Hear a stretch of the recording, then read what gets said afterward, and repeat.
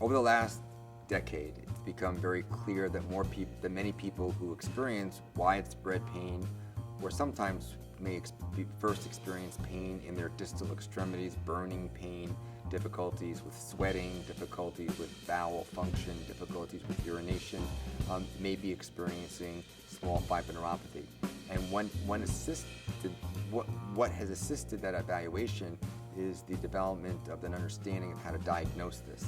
And so there are clinical guidelines for diagnosing this condition, but now you can confirm the diagnosis through the use of 3 mm skin punch skin biopsies.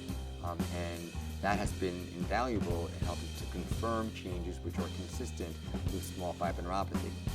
With respect to what causes small fiber neuropathy, glucose intolerance or frank diabetes, even metabolic syndrome is the most common associated set of circumstances.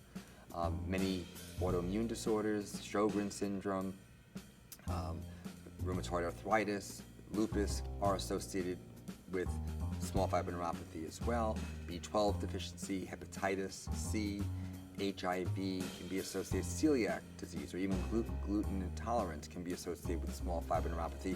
And a recent publication by a neuromuscular specialist at Columbia University has just documented just how often this happens in celiac disease or gluten intolerance.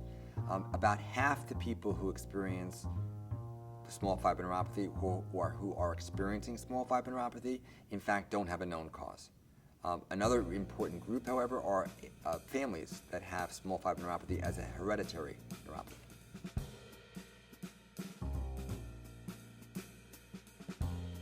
The observation that small fiber neuropathy occurs more frequently than previously thought, and in fact that 50% in 3 studies, almost 50% of individuals who had been diagnosed with fibromyalgia as the diagnosis that explained their chronic widespread pain actually had biopsy-proven changes consistent with small fiber neuropathy.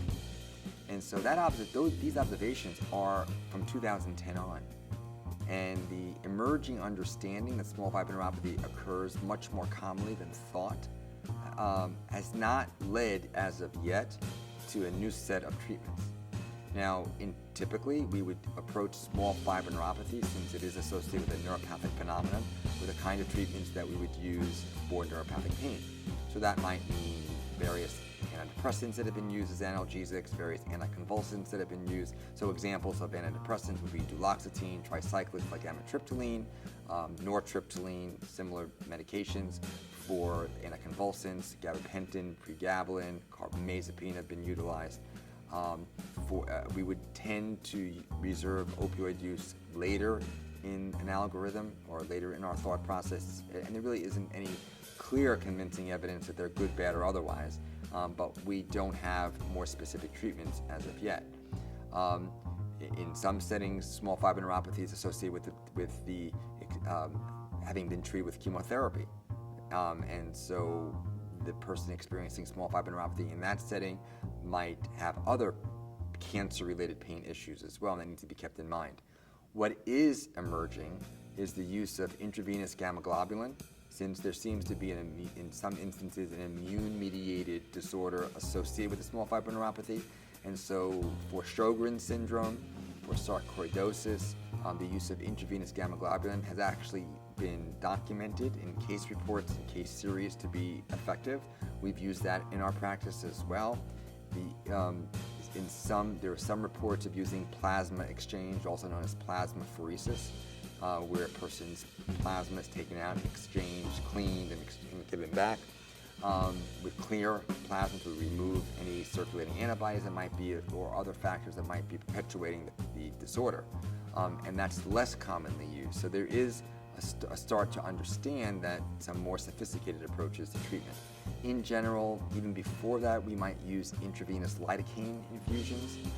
We have an infusion center in our facility that allows this to happen.